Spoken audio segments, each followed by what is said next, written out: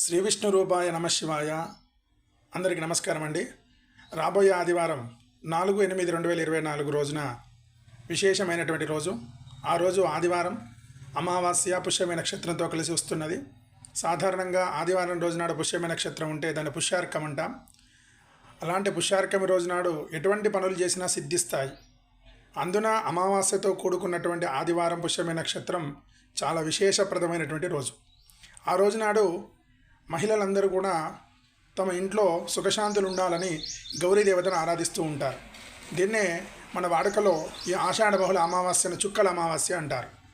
అనగా మహిళలందరూ కూడా కలిసి అమ్మవారి ముందర ఒక గౌరీదేవతను పసుపుతో గౌరీదేవతను చేసి అమ్మవారిని గణపతిని గౌరీదేవతను పూజించి ఆ తర్వాత అమ్మవారి ముందర 100 చుక్కలతో ఒక ముగ్గును వేసి దాని మీద దారంతో పసుపుతో కూడినటువంటి దారాన్ని ఆ ముగ్గు మీద వేసి ఒక 9 దీపాలను ఆ ముగ్గు మీద వెలిగించి అమ్మవారికి దీపం నైవేద్యం సమర్పించి ఆ దారాన్ని తెల్లవారుజామున అంటే మరుసటి రోజున మెడలో ధరిస్తారు.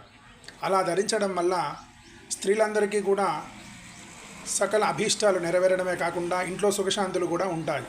అంటే ఇది కేవలం ఆడవాళ్ళకే కాదు, ఆడవాళ్ళు ఎక్కువగా గౌరీదేవతను ఆరాధిస్తారు కనుక ఈ చుక్కల అమావాస్య వ్రతం ఆడవాళ్ళు చేయాల్సింది. ఇంకా మిగతా వాళ్ళు మగవాళ్ళు కానీ మిగతా వాళ్ళు కానీ చుక్కల అమావాస్య రోజునాడు ఇష్టదేవత ఆరాధన కనుక చేసినట్టయితే తొందరగా మీరు కోరుకున్నటువంటి కోరికలు సిద్ధించే అవకాశం ఉంటుంది. అంతేకాకుండా ఈ చుక్కల అమావాస్య రోజునాడు ఇంటిలోకి ఏదైనా వస్తువును కొనుక్కొని వస్తే విశేషప్రదం. అమావాస్య లక్ష్మీదేవతకు చాలా ఇష్టం కనుక కళ్ళ ఉప్పు అంటే దొడ్డు ఉప్పు ఉంటుంది కదా, అందులో లక్ష్మీదేవి నివాస స్థలం. లక్ష్మీదేవి ఉండేటువంటి స్థలంలో గోమయం, తర్వాత పాలు, తర్వాత బంగారం ఇలాంటి వస్తువులలో లక్ష్మీదేవి ఎలా ఉంటుందో అలాగే ఉప్పులో కూడా లక్ష్మీదేవి ఉంటుంది కనుక ఆ ఉప్పును ఈరోజు అమావాస్య రోజు ఎవరైతే కొనుక్కొని తీసుకొని వచ్చి ఇంట్లో వాడతారో వాళ్ళకు విశేషమైనటువంటి ధనప్రాప్తి కలుగుతుంది. చుక్కల అమావాస్య రోజు మీ ఇష్టదేవత ఆరాధన చేయండి, మీకు సకల అభీష్టాలు నెరవేరుతాయి.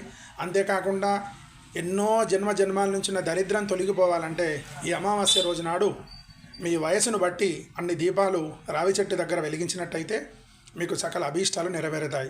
ఒకవేళ మీ వయసు 25 సంవత్సరాలు అయితే 25 దీపాలు వెలిగించండి, 30 సంవత్సరాలు అయితే 30 దీపాలు వెలిగించండి.